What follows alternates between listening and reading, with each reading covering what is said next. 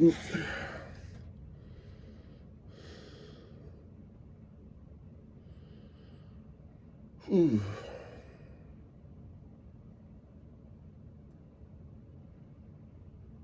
I don't really have a script or anything. I just thought I'd make a video and stick it up there so people see who's making all this music on this account.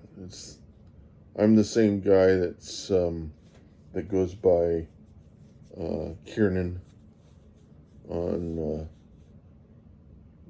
a different channel. That's 7.4K viewership, and I have like 4 or 5 accounts. This is one of them, and I figured, I didn't want to put the videos that I was making with Udio on my main account because I was afraid that if the record companies or so wanted to, they could pull down my main account if I had the music over there. So I decided to put all my music on a different account. Also, part of the reason was because I didn't want to mix up my video stuff like this with my music making. I wanted there to be one for each. And reason I made this video is because I just wanted to show people that who was behind all this creation of this music with Udio. Rick Beato has been making he's looking really thin. He had heart surgery done, and I was just like, what happened to you? Like, I've been seeing you in your other videos, and you look perfectly healthy and heavy and stuff. And you must have had a heart attack or something. Because that's usually what happens whenever somebody really has to have heart surgery, is they have a heart attack. It might happen to me, although I know I have a heart condition. It's called AFib. It's electrical problem. It has nothing really to do. My my cardiovascular system isn't crazily. I don't have the atherosclerosis and all that other crap that other people have in their system. I think part of it is that I don't stress. And if you stress, then it has an effect on your blood vessels. Now, I'm probably going to get something like that from diabetes, but also I'm taking Crestor, and I've been taking Crestor ever since I was in my 40s. My father started me on that, and the best time to take Crestor is at night because it's when your brain generates cholesterol. It's your brain that produces cholesterol. The cholesterol that clogs your arteries is made up here, and which is kind of interesting in a way, I guess. But my belief of what cholesterol really was is a kind of, but I've had this discussion with Gemini, and Gemini's cleared it up. But what I thought it was is that the irritation of the veins and arteries and stuff was creating lesions in the blood vessel walls. And since blood cells are moving so fast through the cardiovascular system, how do you cover up the holes in these lesions with normal blood cells if blood cells are flying through them all the time? And so I figured cholesterol. It's obvious. The cholesterol is what's being used to cover up those lesions and keep them from being further irritated. And if you have a lot of irritation in your blood vessels, a lot of inflammation, then the body is going to cover that up with cholesterol. Um, the thing that really bugs me is that there's a whole world out there of people who don't want to believe there's a creator. And because of that, their whole science is completely it just they don't want to understand it, but they want to understand it at the same time, but they don't want to associate a meaning for it. So it's kind of like um, it shouldn't have a meaning. It shouldn't be associated with any kind of great design or anything. Um, so rather than explaining the reason for things, people think about everything as potentially a problem, and that in order to fix the problem, they need to eliminate something. But once they eliminate that thing, it has another effect elsewhere on something they had no understanding of. They don't understand everything's related in how it works. And so there is a reason why there's cholesterol in the blood vessels. It isn't there accidentally. There's got to be a reason for it to exist in the blood vessels. And my theory is that it was to cover up these lesions. And so I also had a big thing that I talk about is the issue of stress and what it does in the body. And I saw that through a documentary by a guy named Richard Sapolsky. And I keep every chance I get, anybody I talk to, no matter what the topic is, I always find some way to bring into the conversation or in the statement that people need to go and look at this documentary called Stress Portrait of a Killer. Because when people think about stress, they don't really understand what it really is. Um, Clinical stress is elevated blood pressure and elevated heart rate. And when you got those two together, then everything else kind of goes offline, because when you've sustained a high stress level, clinical stress level, your body starts shutting down systems that don't need to be running if you're being chased by a lion, which is the way your body's responding to this stress. And so things that go offline are cognitive ability. That doesn't matter if you're being chased by a lion. It doesn't matter where you go, just as long as you go. Um, uh, Tissue regrowth, reproduction, immune system. None of those really matter if you're being chased by a lion. Because that lion's, even if it might be infected with something, it's going to kill you before you ever get feel the effects of whatever is in it's dealing with. So a number of things could kill you in the process of being chased by that lion. One of them is getting infected. Um, and if all the time you're being stressed by your survival through your job, through your boss, that's going to affect you. It's going to make you perform less optimally. You're going to get sick. You're going to start, you're going to get, kind of the things that happen with me just as being a diabetic is I can get one little lesion, one little scrape or something, and it becomes this big old management issue. As you can see on my legs here, You can't really see them because I've started using these things called hydrocolloid bandages. But I got one there, one there.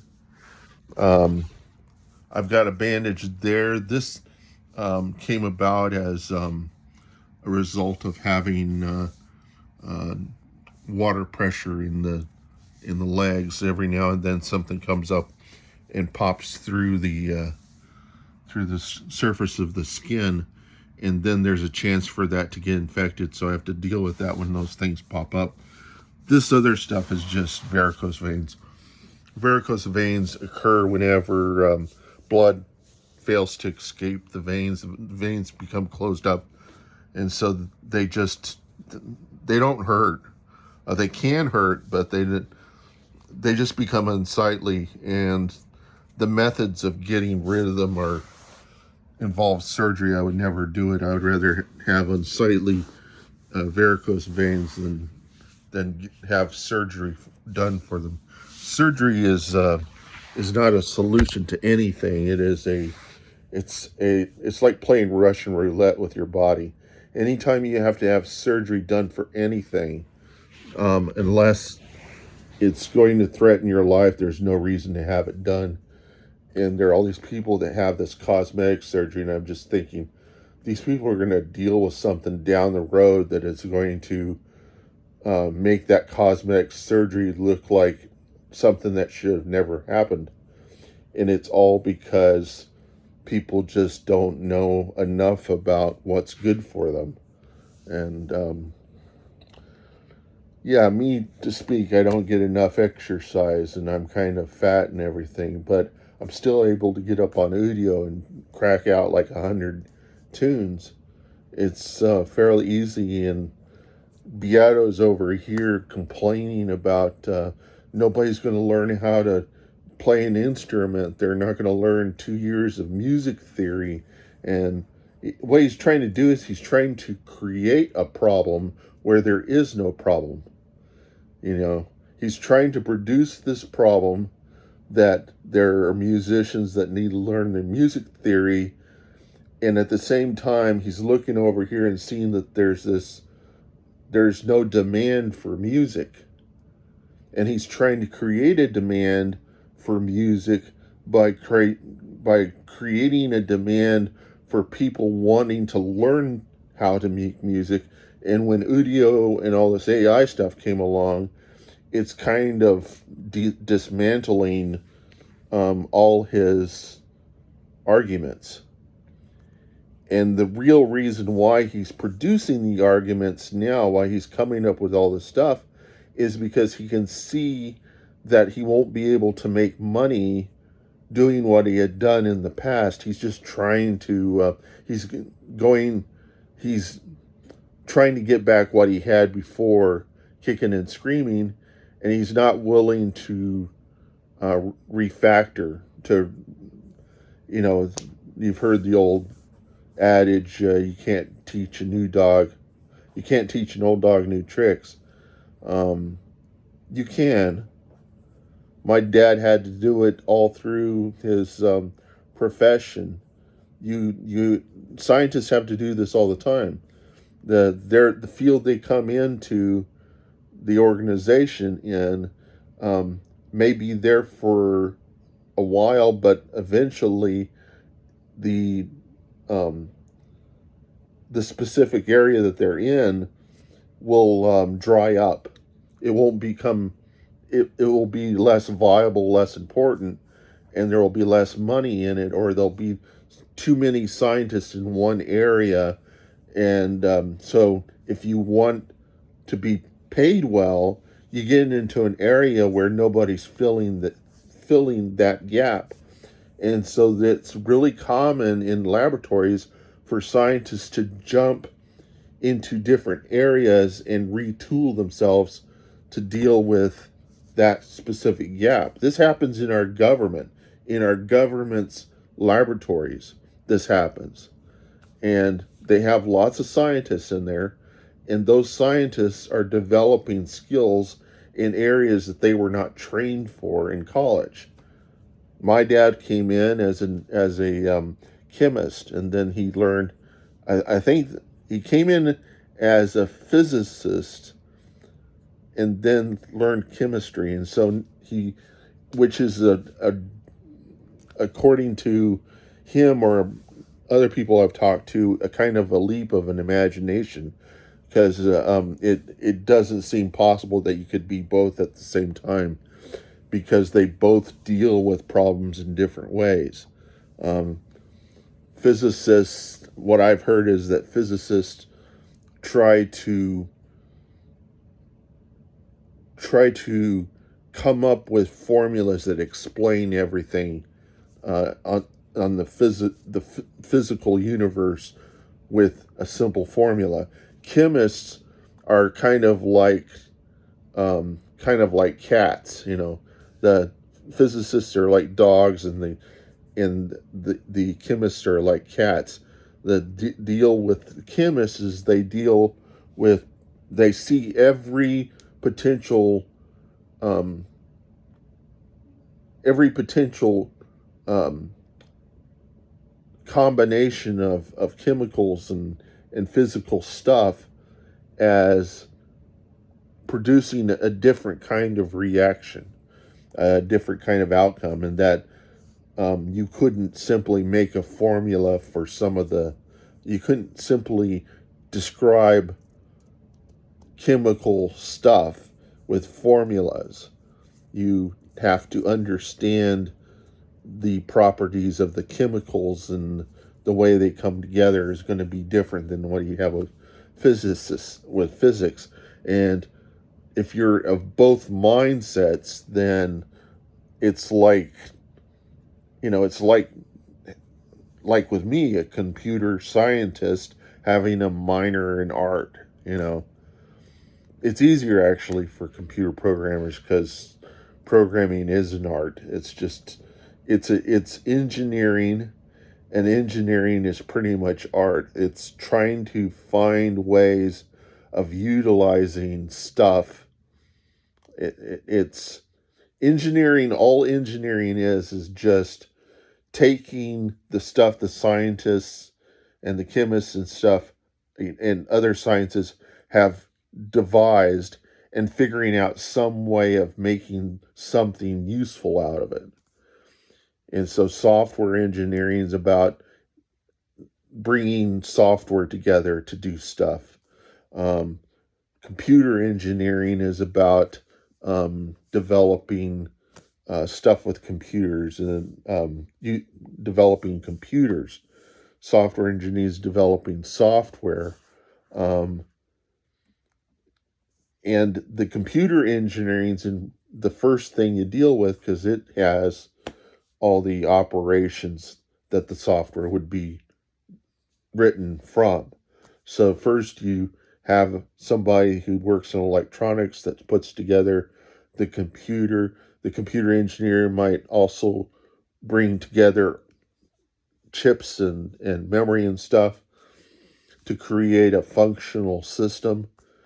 And then you would have an operating systems engineer that would come in and create the operating system. And then you would have your applications engineers, the people that develop applications that run on top of the computer. So there's engineers for practically everything. But the engineers don't deal with the science. The science is somebody else's job. The scientists find out what the limitations and the they determine what the properties of materials are, and that determines what can be made it to be reliable. And that's where they develop the hardware. They develop it from the materials that become well understood, because the scientists have researched the materials and have developed an understanding of their properties.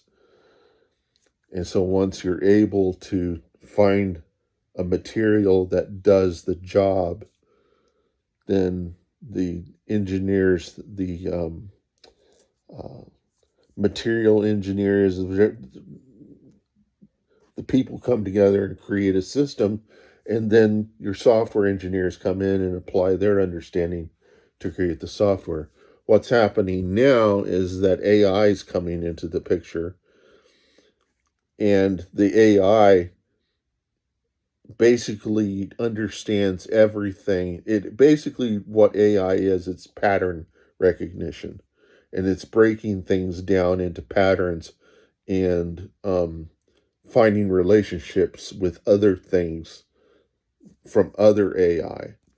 And so the AI would be able to talk to each other and break things down. And with that, we could find relationships between what used to be completely unrelated stuff. And so the AI is helping us to engineer new things from old materials. And you've probably heard of this word called a token.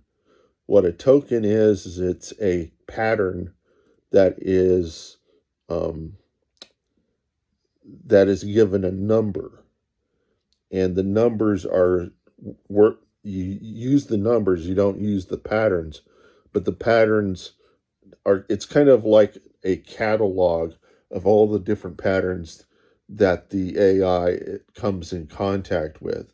As it starts to recognize things, it will take a pattern that isn't in its catalog and it'll associate a new number with it. And it'll generate this big old catalog of all these patterns. And those are what are called the tokens. Um, this is the reason why I kind of know that this is what this is that that same word is used in the breaking down of computer languages, um, the statements, the go to, the if condition, all that stuff.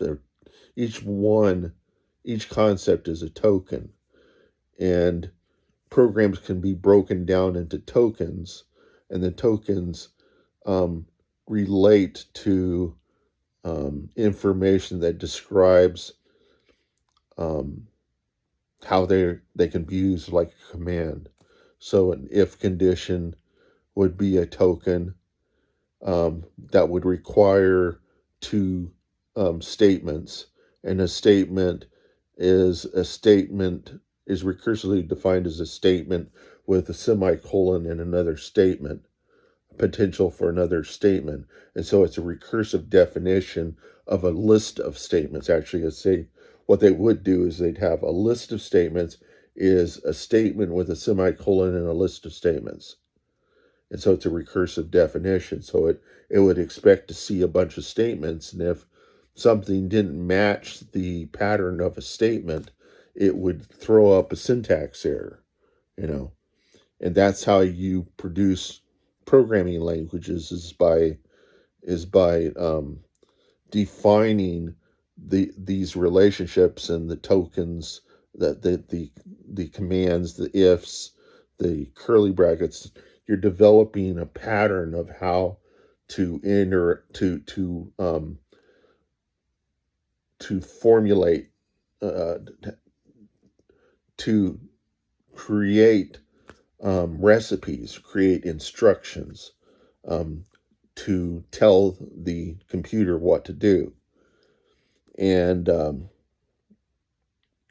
each programming language has its own syntax, which is the semicolons and the curly brackets and the if, and all each language has its own way of doing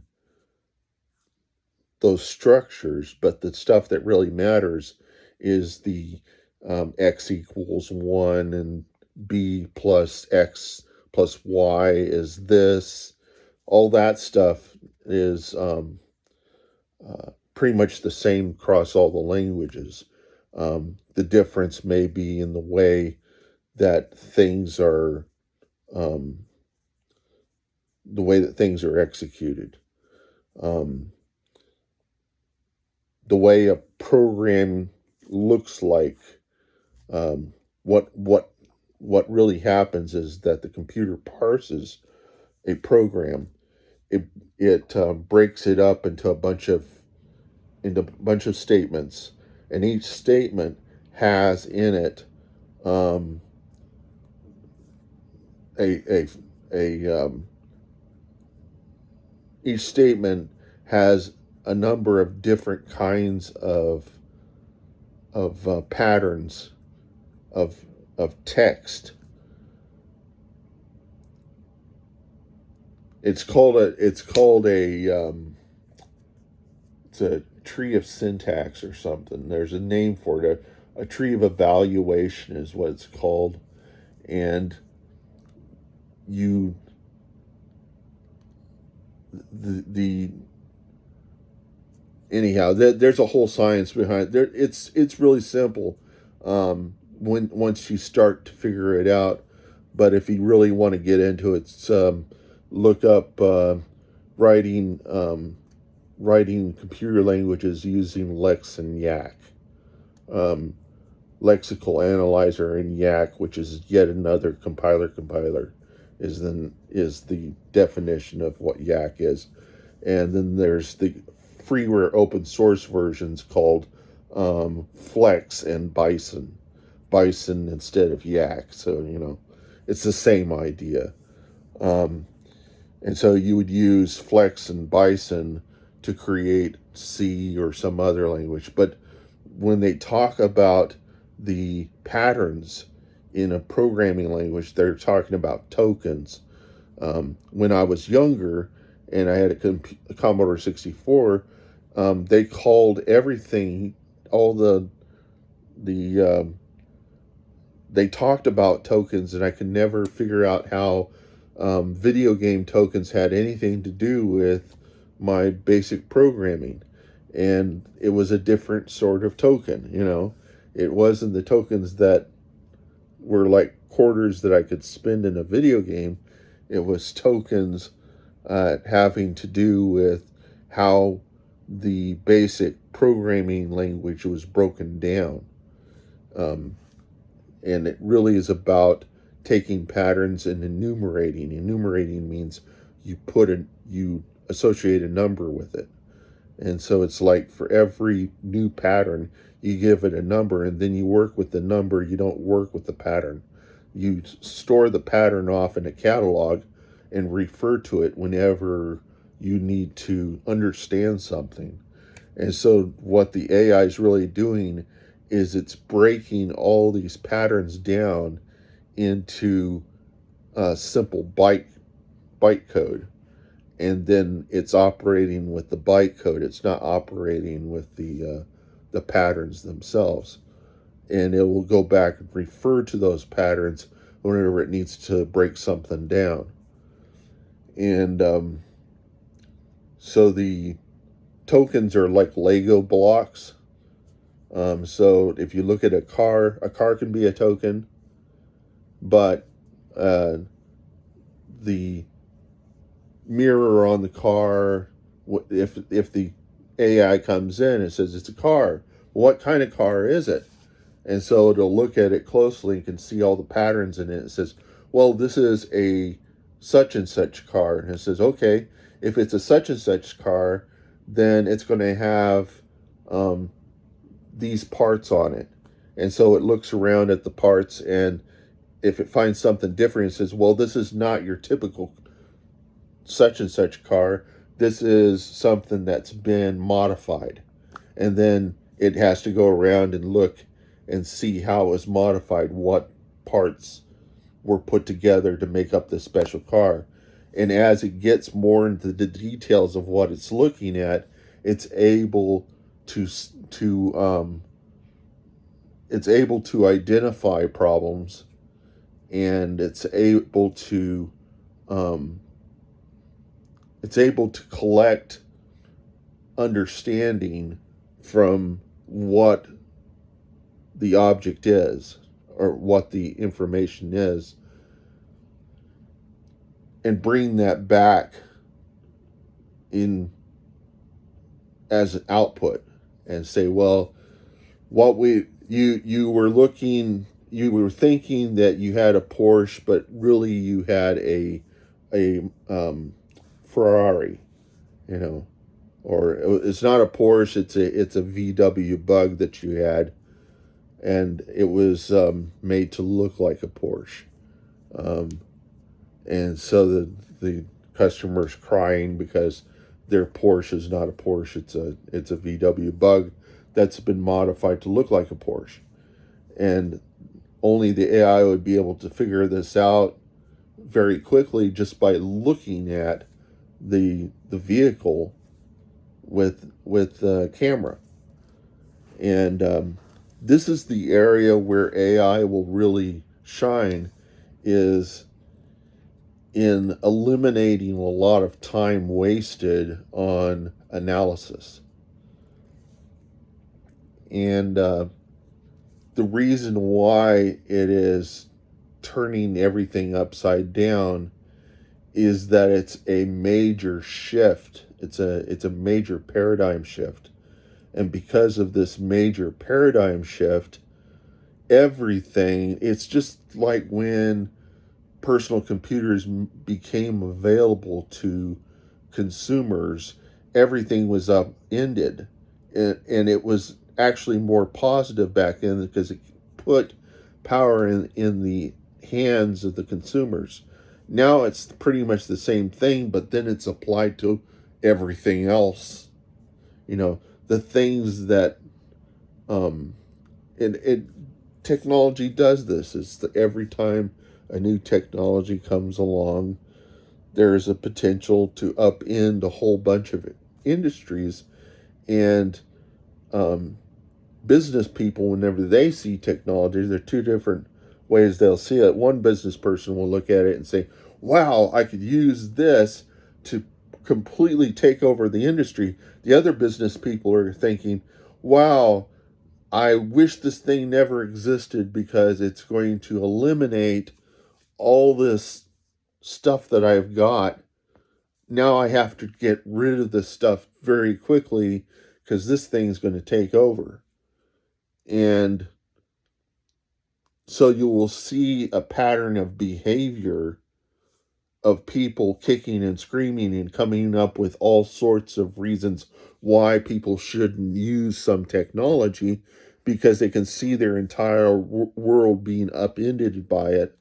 But then the other people that are looking at it that see something completely different, they see how it will make their world. So it's kind of like a Game of Thrones type thing. One person dies and one guy ends up killing another guy, and the whole power uh, economy changes. It shifts and it shifts not like this. It shifts in all different ways, and that's what we're experiencing right now with these. And the people on YouTube are taking advantage of it. The advertisers are taking advantage of people's inability to understand AI to sell ideas about how to make money with AI. Some are doing it right. Some are just taking advantage of the fact that people don't understand. And it's a time to pretty much, if you don't know what's going on, uh, it's probably best not to try to make money off of this stuff. Just let it settle in, because there are going to be people out there who are going to be struggling to try to make money off of it. And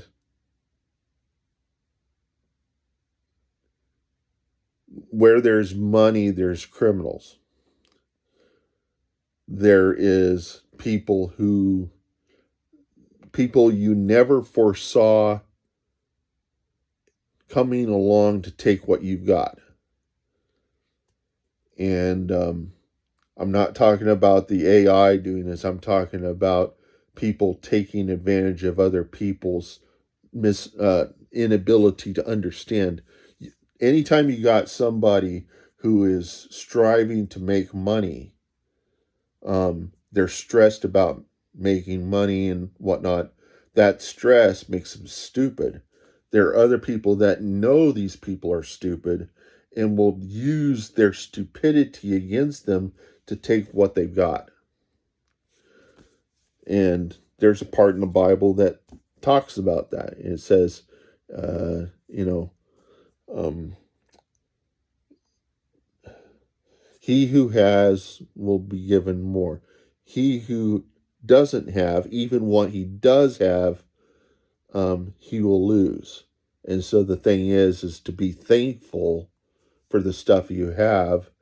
And if you find utility, if you are able to make use of what you are thankful for, if you really see the value of what you have, then you'll be given more. See what I'm saying? That's what that passage is all about. It's about thankfulness.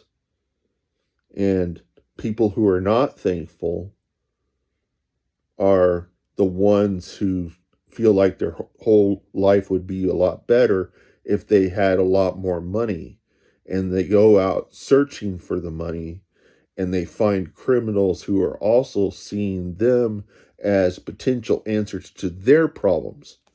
And so the best thing to do is just to let that stuff go, ignore it, ignore all these people that are trying to get you to chase after these phantom things, and have fun. And how else to have fun now is with the AI, with Udio and the image generator programs, and there are artists and musicians that are making a big hoopla about that. But all that's happening is that they're feeling a paradigm shift, and they're making it sound like this hasn't already been happening all along. They're just scapegoating the AI. What the AI is doing is it's helping them to realize that what they thought was a profession was really just masqueraded, and they just didn't recognize that they didn't really have a livelihood. They had friends around them that felt sorry for them, that were giving them money in order to keep their art going along, which is the way a lot of it is. If you really have something that's valuable, you will have demand, and people will be paying you for it. And I have a friend who's a potter. There's no way AI is going to be able to compete with potters, unless somehow it's permitting people to get better pots or something. But it's all a matter of finding a niche that AI is not going to be able to deal with. And there's all these people that are creating paintings, and photographs have been available for such a long time. All sorts of other materials have been around for such a long time. The only thing that kept them from thinking that their area was safe was that it mattered about their creativity and their ability to create images. But whenever it really comes down to it, a camera is so much better at producing images, and a collages is so much better at being able collages and people that work with Photoshop. If you have Photoshop, you can pretty much do anything a painter can. And so why is it that now AI comes along that all these people are getting upset? It's because they've found something to blame for all the things in their life that's been going wrong. And the thing is that they haven't been willing to step back from the picture and see what's really going on. That that's a common term that's used in painting, is to step back from your picture and see what it is that you're painting, to get a bird's eye view. Because if you get too close to the canvas, you'll end up with a portrait of a big nose and a bunch of little insignificant or significant features made insignificant because you were focused all on one area of the face. And that's kind of what's happening to the whole art world and the whole music world, is people were focused on a little area and everything's getting upended, and they're not willing to jump back from the picture and see what's going on. You know, it's kind of like somebody took their brush away and they're now painting with their hand, and they don't know how to deal with that. I mean, they got finger painting whenever they were in kindergarten, and they're not willing to finger paint because it was so much. It's so much less precise to work with fingers. It's so much more precise to work with brushes. You know, sounds silly, but what I'm saying is that you get caught up in doing things a certain way for such a long time that it becomes routine, and then everything's upended and the whole process changes out from under you. The rug gets pulled out from under you, and you're sitting here trying to make sense of something that used to work is no longer working for you anymore. And that's what Beato's dealing with, is that he's dealing with a world after AI music where people are starting to understand that they don't really need to learn music theory anymore in order to make music.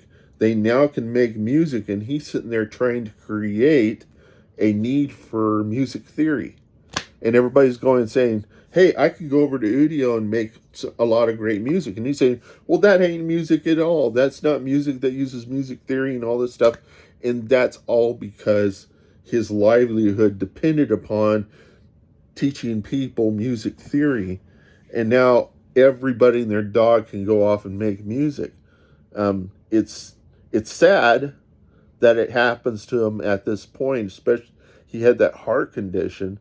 And so you can imagine just how much stress that guy was under before he had the heart condition.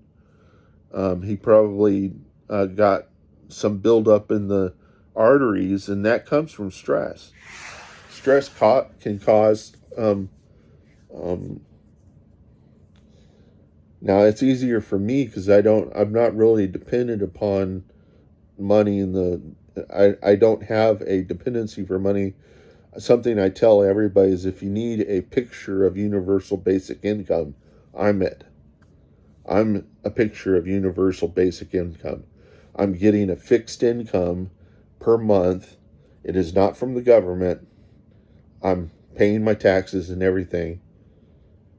And people may end up doing nothing with the money but just surviving, just paying for rent and whatnot. But they're still paying, they're still using money, and there's still people collecting money, and you know, there's still a capitalist system going on. I mean, the government is practically printing money. Uh, our money isn't money. What it is it's debt. It's it's it's a promise to pay back to it's kind of like the entire value of America is an IOU. And as we get more and more in debt, the IOU gets bigger and bigger.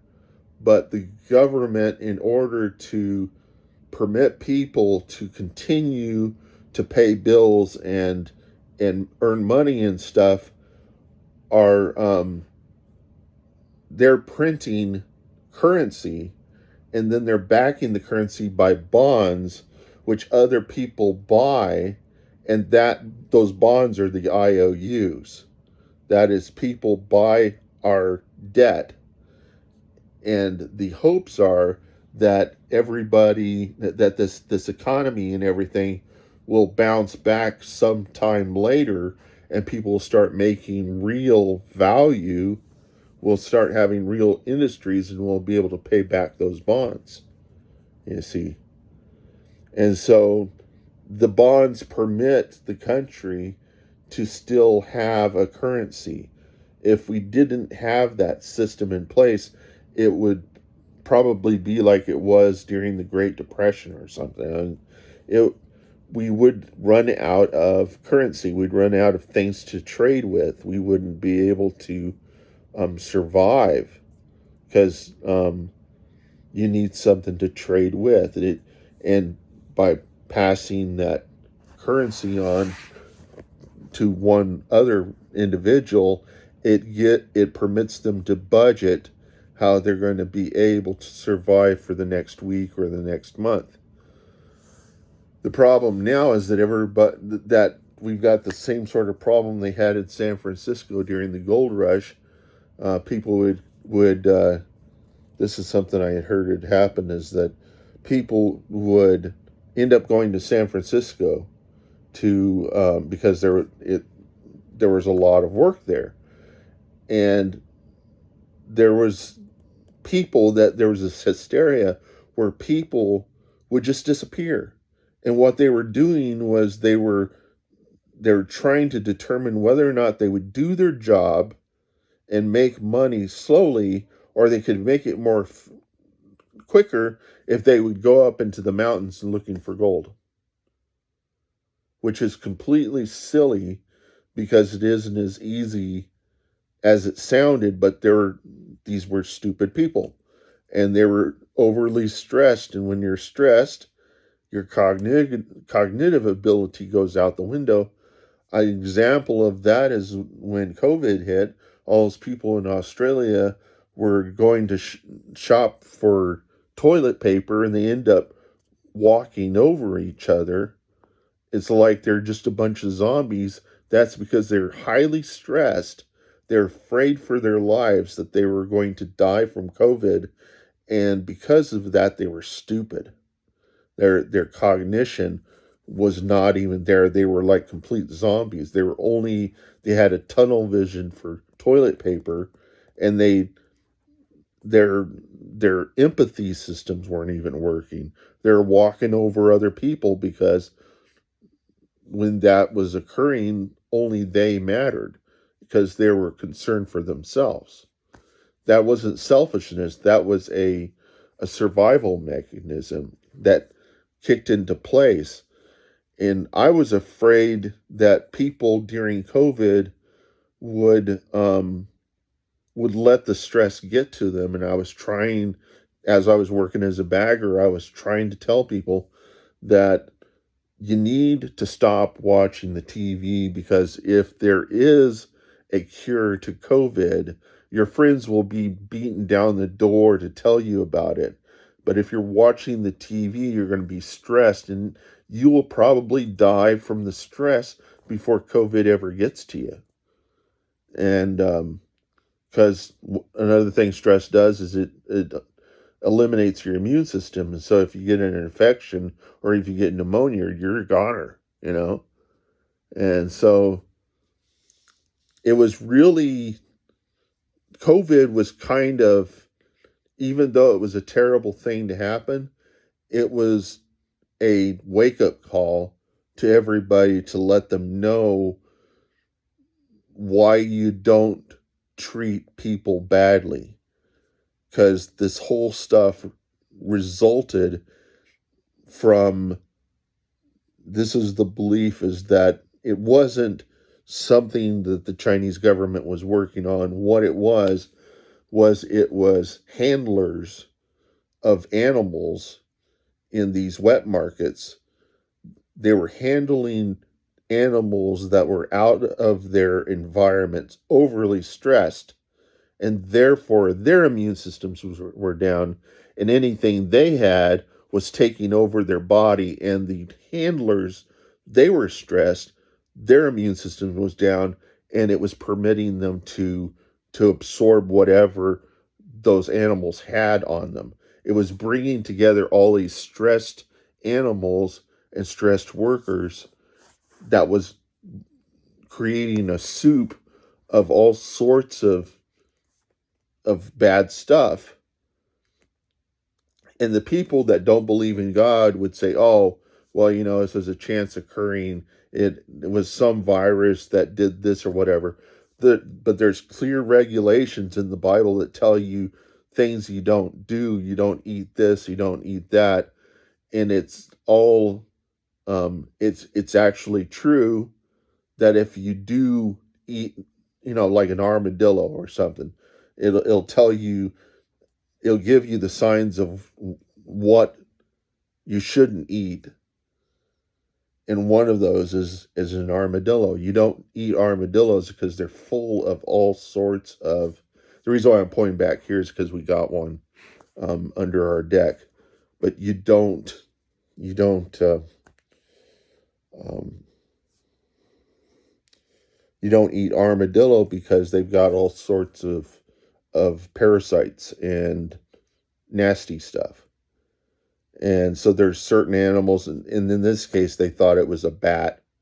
They thought some animal that they were selling had eaten a bat, because you don't eat bats, because they have all sorts of parasites and junk in them. Um, and so but that, but what really caused it, and this is my belief, that what really caused it was people being overstressed across the board. And it was really, I was expecting my friend Robert Sapolsky to come out of the woodwork and show up on talk shows talking about stress to help people realize why this stuff came about, you know. But he didn't show up. He must have gotten sick, or he was afraid himself. He just wasn't taking his own medicine, or maybe the talk show host or whatever didn't really want a solution to the problem. They just wanted to keep people fearing because it was making them a lot of money off of their advertisements. Because that's the reason why Fox and CNN keeps you watching their channels. They don't really care if you know the real truth. They just want you to keep fearing that the liberals are going to take over. You know, they're painting this picture that the liberals are going to come out of the woodwork and take what you got and, distribute it and all this other stuff. And they're doing that not to help you. They're doing that to keep you in fear so that your brain's not working and you just keep watching their television, and the advertisers, they can keep selling advertisements. And Fox is like, all of our psychologists say that if we do this, the people will keep watching and they'll be stupid, and they will be like a package that we can box up and sell to advertisers. And we say to advertisers, they're stuck to it like drugs. It's a drug, and because they are a captive audience, and we've structured it in such a way that it satisfies all of their world view, all the things that they believe should be true about the universe and everything, that they're going to just keep watching. As long as we can keep coming up with liberals that we can easily shoot down, who have no real point, or no real good descriptions of things, and they bring in the straw man, they shoot the straw man down, it makes the person on the other end feel good, then they can go about their day working and whatnot, and they get this developed idea that what they know is correct because the guys on the television empowered them with what they believe to be correct. And that's what Fox developed, was a way to turn cable television news into a drug that was addictive. And CNN learned how to do it, and they applied the same to the liberals. If you took the advertisement ability away from those guys, then they would go back to trying to give actual news, because they wouldn't have any incentive to keep people watching. And you would think that the industry would tumble upon this, but money, the need for money has a way of has a way of blinding people from things they should know about. Just like Judas Iscariot didn't really realize he was doing something bad until he passed Jesus off to the Pharisees. The Pharisees were these Jews that were incredibly zealous and saw Jesus as a problem because he was pretty much upending their entire uh, their entire religious system, their rituals and everything that they had in place that gave them special treatment. Jesus was eliminating it, and the Pharisees were like, we can't have this. We can't have truth. We can't have another truth that's competing with our truth coming in and ending us. So there was a lot of pressure to try to find out some way to get him in their possession and get rid of him. And Judas was part of that solution. And he didn't realize what he had done that was bad until after the fact. He said, I did a terrible thing. I took a perfectly innocent man and killed him. And when he realized the error there, he tried to take the money that he got from the Pharisees to give it back to them. And they just turned to him and he says, what is that to us? And so what happened was according to the story, he killed himself. And the place where he killed himself became it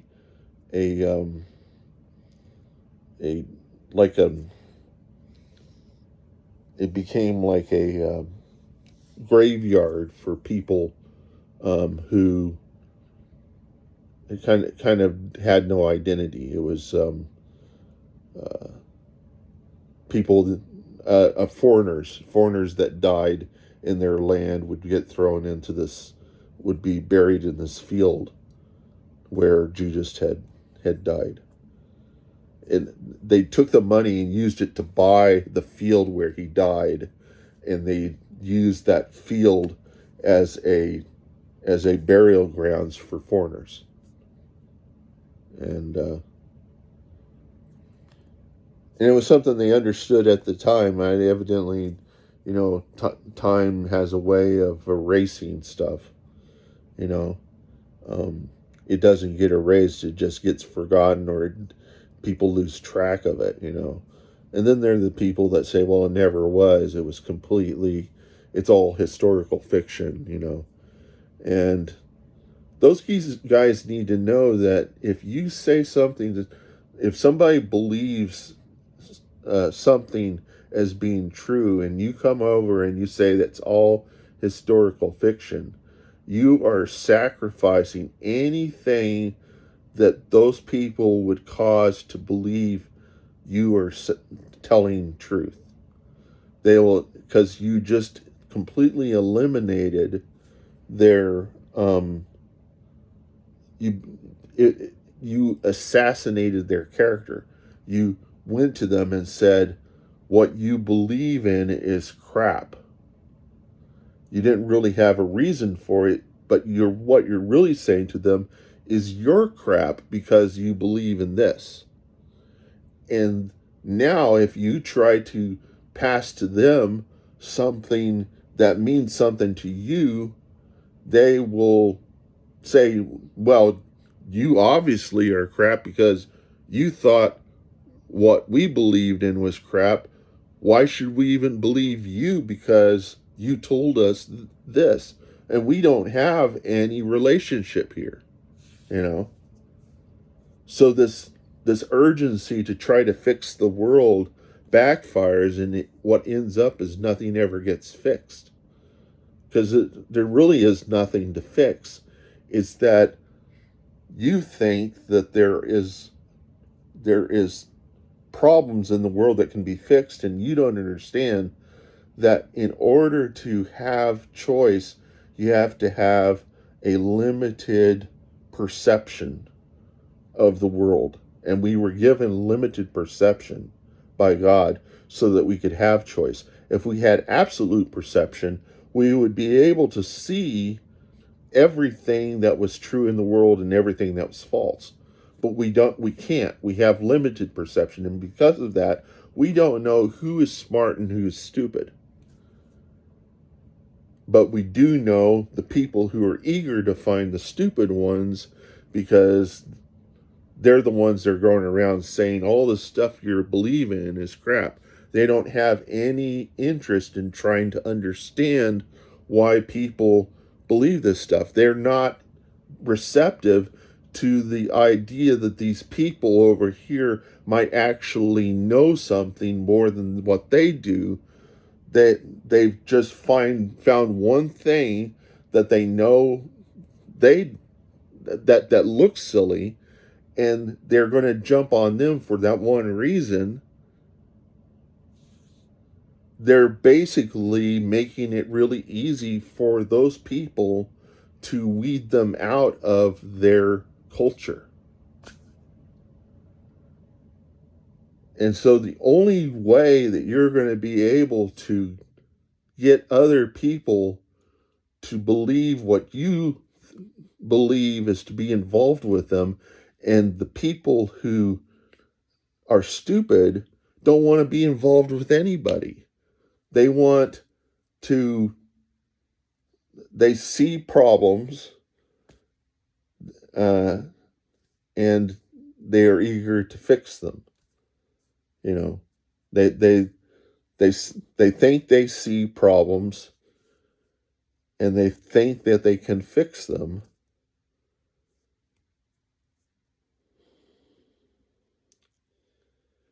We all have that problem, but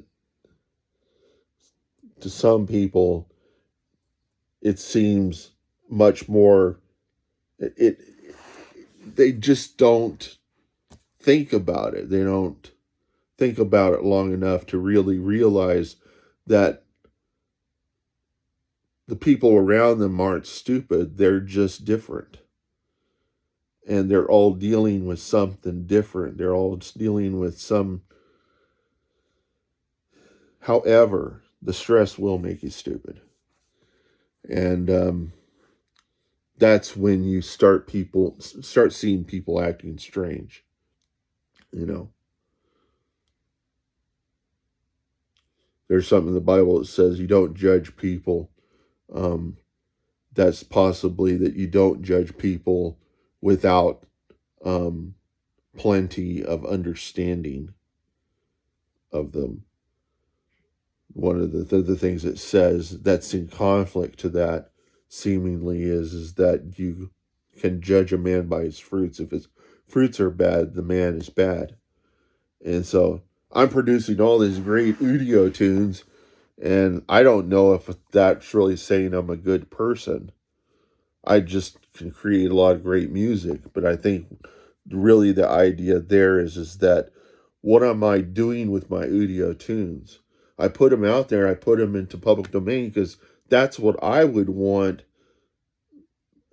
if I was not the one producing it. The value I would have in that music is if it was free and I could use it in my projects. And so I try to empathize, I try to project my value of what I'm doing to what I myself, if I clone myself, would value in my work more than just the way it sounds, is the accessibility of it. And so I put it in public domain. And that's the only way that I can really, to me, that is the best way to offer value. Other people that are getting into audio are just getting in it because they can make songs really quickly, but they're probably stressed from the need to survive and whatnot. They're trying to come up with what are called side hustles, extra work where they can make a little bit extra money. And they've heard rumors from somebody saying, well, you can take some audio tunes, put them up on Spotify, you'll make $1,500 in like, you know, and so they're willing to waste all this time to go and do that. Maybe it will be a success. Maybe they'll find something out. Maybe it'll be a success for them. But if they go and they tell somebody else about it, they may come to the realization that the reason why it's working for them is for some other completely different issue. But the thing is that everybody's feeling around for ways to make money. And I can't really say to anyone how to make money because I'm the example of universal basic income, like I was talking about earlier. And that's how I got started off on this big old. This is what I do. I'm Mr. Mr. Podcast. This is what people call me, the walking podcast. Because I have a sister-in-law that tells me, Kieran, you know, you free associate way too much. Which is her way of saying, can't you just like make a syllabus or some, you know, come up with some sort of course where people can kind of understand where you're going? And I said, no. This is how all the information, my head's all connected. All these ideas are connected to each other. This is just me trying to explain things, you know. An ant down here. I like ants. When I was young, when I played music, I did go out and sing. I sang to the ants because they were a captive audience. They would always hear me. It was the way I thought about it. And so that's me to a T. All through my life, I've carried that idea of singing to the ants. Because nobody could come along and say, who are you singing to? And I say, the ants. I'm singing to the ants. Because then that way they couldn't disprove that I didn't have an audience. And so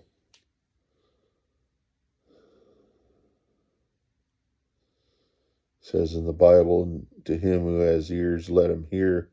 That's not, you're not forcing people to listen. You're giving them the opportunity to listen. If they don't want to hear, they can move away. You know, when I was in a video game that permitted me to use the text system, and I would use it to talk about all sorts of things that people I felt needed to hear. Every now and then I'd get a guy that'd come along and say, well, that stuff has nothing to do with this game. And you really should shut up. Or they would use the worst form of shut up, which is STFU, which means shut the fuck up. And that has an added amount of aggression. It's also disrespectful. And for that reason, what I would do is I'd say, well, you're gone. And what I would do is I'd run this command that would block them from their name or any information that they would be able to send me through the message system from appearing. And I would, after I did that, I would tell everybody in that universal chat system what I had done. And then I said after that, hey, everybody can start now laughing at the new kid, you know. And then that guy would realize the error of just, you know, why do this in the chat system? What I was really trying to do to them was to realize how to moderate their chat system so that they could knock out the people that would get in there. Even right now, I'm not in that game anymore. They actually got rid of me, the video game company. I can only imagine the things that are being talked about in their global chat right now. And my guess is that there's somebody in there that's talking about racism, and the other people are getting all disgusted, and eventually that guy's going to get kicked, But there are some people they're just not going to be able to get rid of that are going to be talking about things that are far worse than what I was ever talking about. But I the other things that I was doing was I was trying to point out to the engineers that made the video game that their chat system wasn't using a tile based system and should have been, because it as the text got longer and longer, they would log all the text, and as time went on, it got slower and slower to open. That was really what people were objecting to, and I was hoping that they would fix their software and come up with a tile-based text logging system, and also possibly make it so that people could go back through the text, for an infinite amount and see all the things that people had said before, because there's information and there's useful information, people helping people through there. They didn't fix that at all. The people that managed that software, the feeling I got about it is that they were putting out fires in their commercial, in their business, and the game itself was not paying out because it was a free to play. It was free to play game, and a lot of the players had developed ways of playing it without ever spending money. And I was spending money. I had spent up to about $5,000 over the period of about 7 years on that game. And the reason why I got kicked off the game was because I was dominating the main text area, the main information area.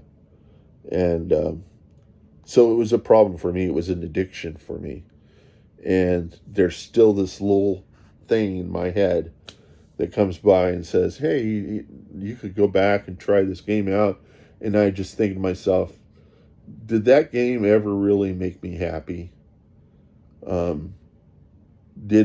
What did it really do to me? What was it doing to me? It was turning me into a monster, because it would make me really angry. And whenever I got really angry, I was like the Incredible Hulk. You don't want to get me angry. I'll turn from a nice, decent guy into this monster that just destroys everything in its path. And this is something I had identified with even when I was a kid, because I had hyperactivity problems. So anytime I got upset, I would turn into a fit of rage. And it was because I didn't have the capacity to really express how I was feeling, or to really do something with that expression. And so I'd end up hitting walls and stuff. I never hit anybody. I just end up hitting walls. I might yell out some curse words, but and destroy something, but I don't hurt people. I've never hit anybody, and it's always, I've a big concern of mine was never to hurt anybody. I don't know. It's strange.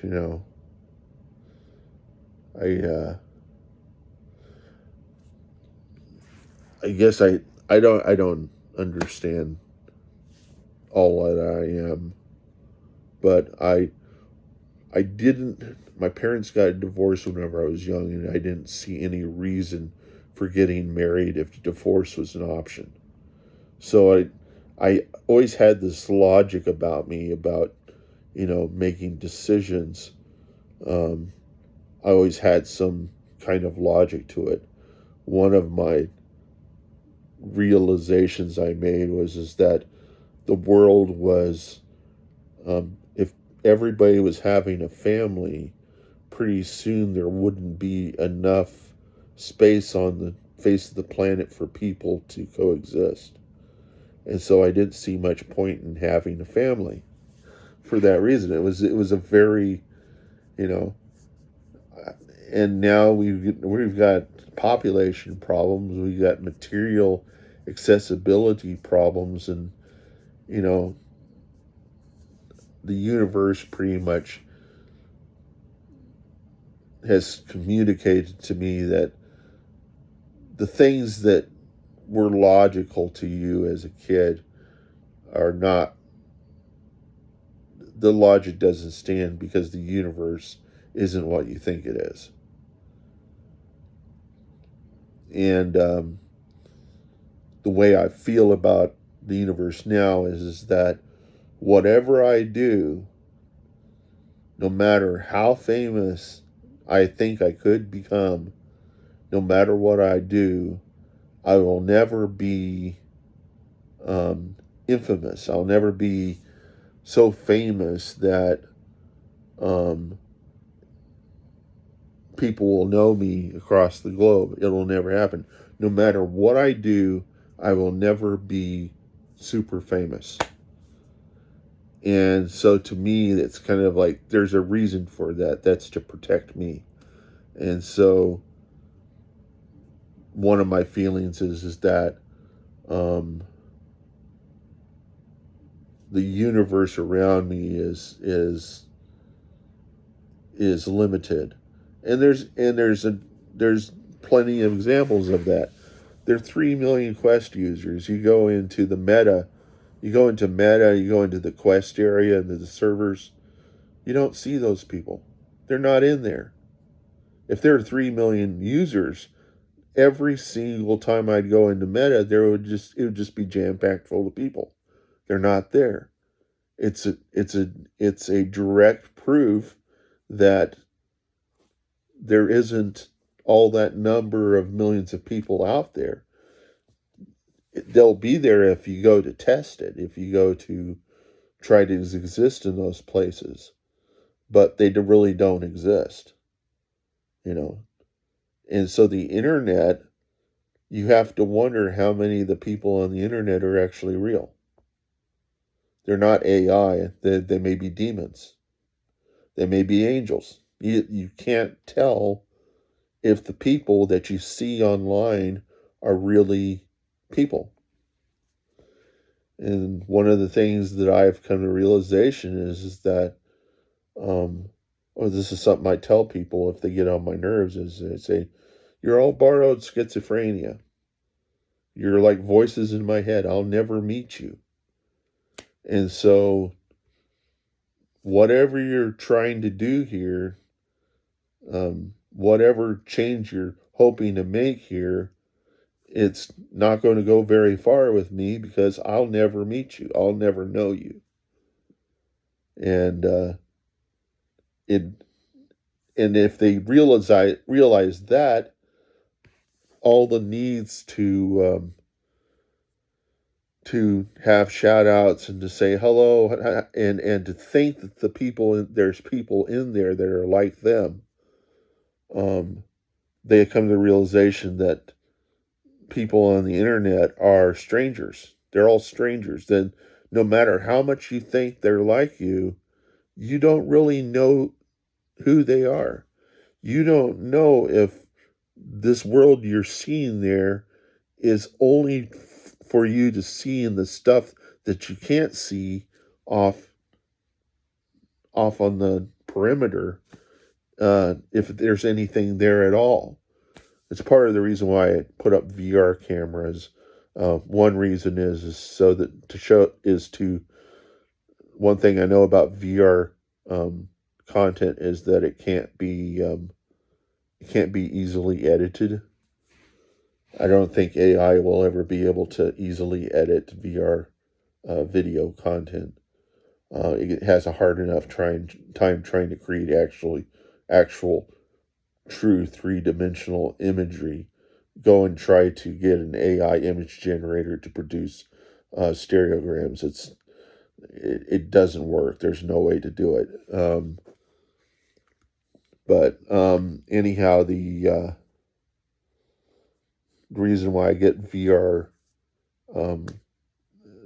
cameras is especially stereo VR, is to show people that I really am in a space, and I don't have a whole lot of money, and I don't have a lot. I'm not a clean person, and so they get some idea of what I'm like. But I don't see that much about anybody else. The VR 180 cameras came out for a short amount of time, and how convenient. Not very many people out there have these VR 180 cameras, which draws me to the conclusion that a lot of you don't exist. That the universe made it came up with this technology to satisfy me, and people aren't using it because it has nothing to do with efficiency. It has to do the illusion. Because it says in the Bible, it says strange things are going to happen. And strange and unexplainable things are going to happen. And you then come to the realization that you're part of a bigger thing. Now, the things that I do in these videos, it doesn't mean that somebody is not going to receive it. It just means that they probably won't be able to get in contact with the same person they saw in the video. I may be in a parallel quantum universe, and you're interacting with a clone of me in another parallel universe. So the way I think about it is that as I'm making these videos, some being out there is making use of them. But I'm never going to be famous. And if I do become famous, then there's danger in that. There's a lot of danger in becoming famous. Because once you become famous, you lose your privacy. You lose your you lose your individuality, your ability to be who you are. You become a product of what everybody sees, and that becomes your limitation. You can't be who you want to be. You can't be where you want to be. I think Billy Joel came up with a song about it. It was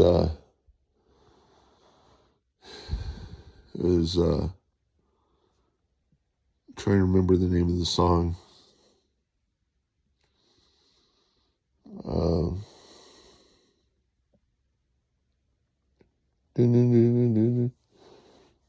Oh, it's on his first album, uh, Cold,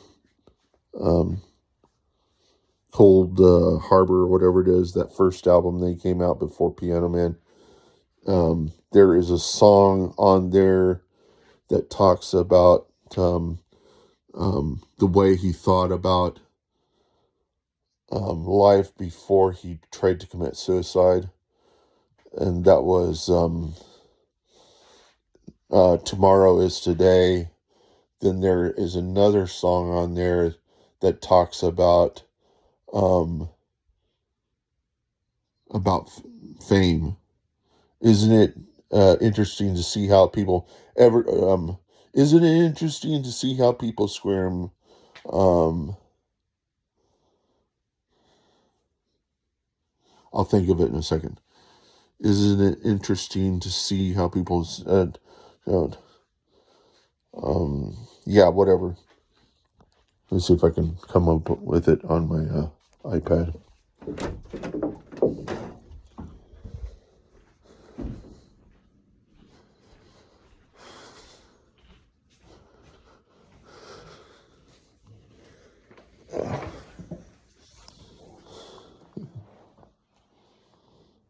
So the lyrics.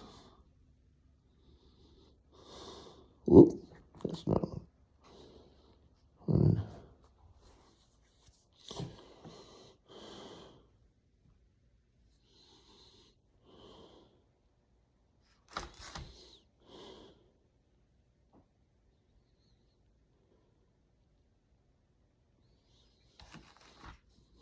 Everybody Wants You Now. That's the name of the song. Everybody loves you now. Now. This is the song.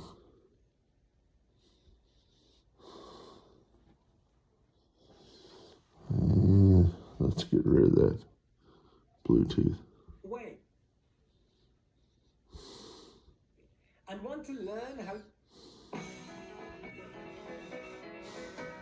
Baby, all the lights turned on you. Now you're in the center of the stage. Everything revolves on what you do. You were in your prime, you've come of age. And you can always get away somehow. And everybody loves you now. You can walk away from the. Yeah, I can't have that video on here because I'm going to lose the video. See, that's the thing.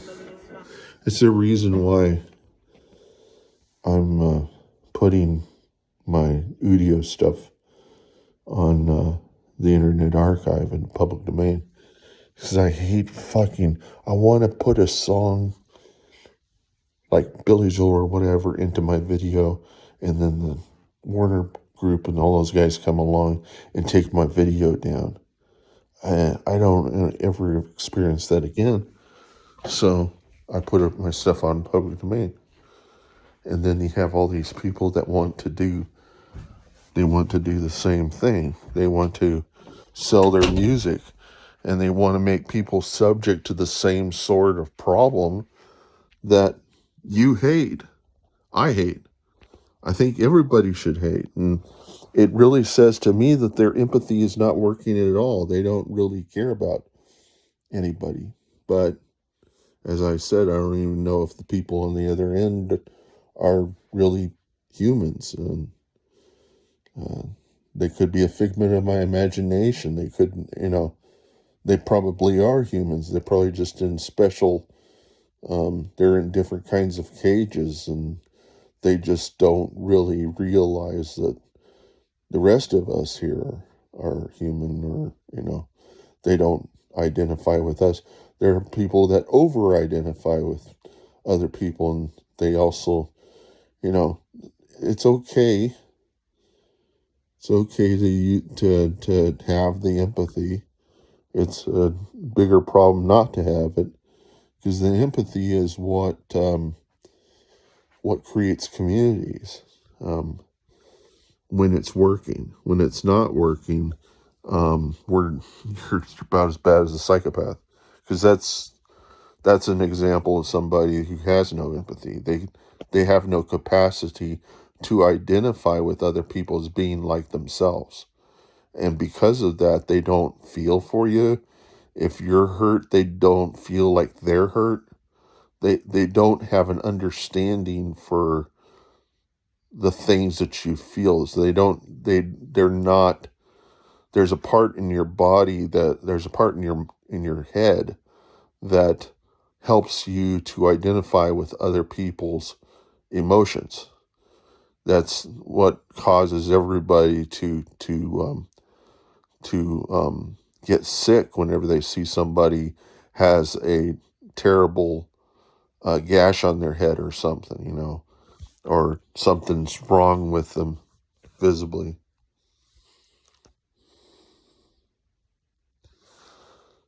So my iPhone just told me that there's not a lot of power left. I think it's at 20% or something, but I need to cut off this recording.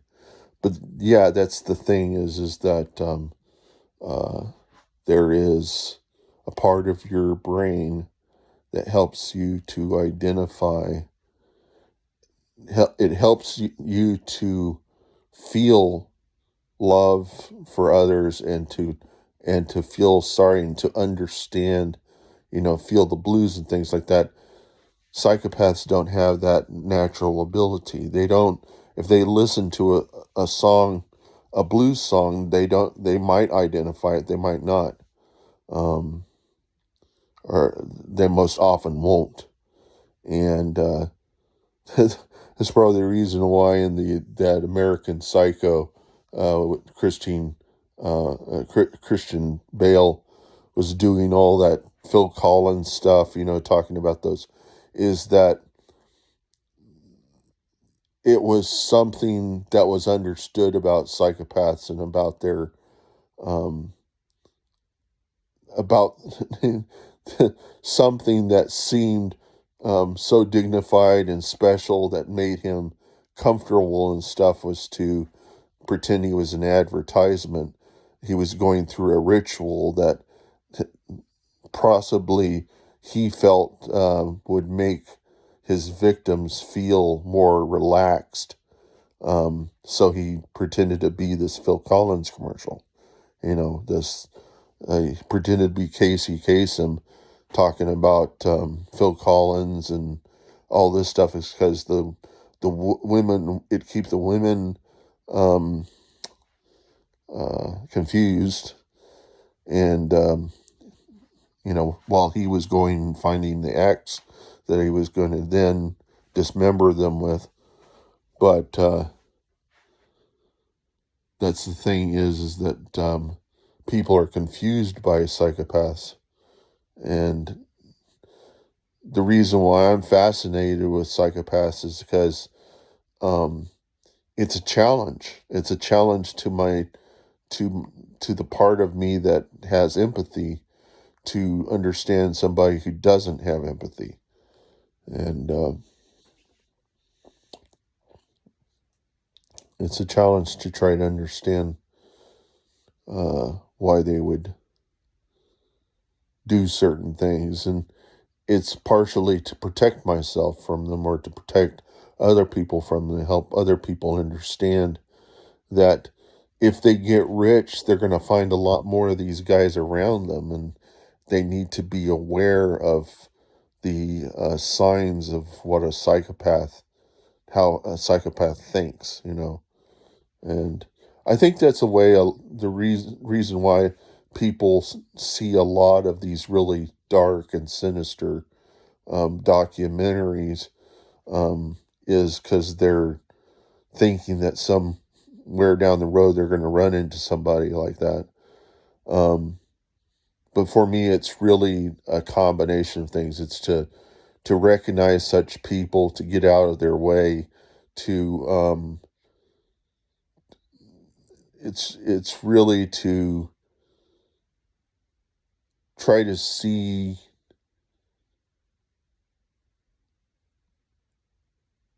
it's like trying to understand lions, trying to understand tigers. You don't want to be a problem to them. And so you would see a need to try to understand the way they think and present to them that you're not interested in being part of their you're not an obstacle to them, that you're not going to try to fix them, and there are a lot of people in the universe that you think can be fixed, and they can't be fixed. And the biggest danger you can ever pose is to try to fix somebody who's unfixable. So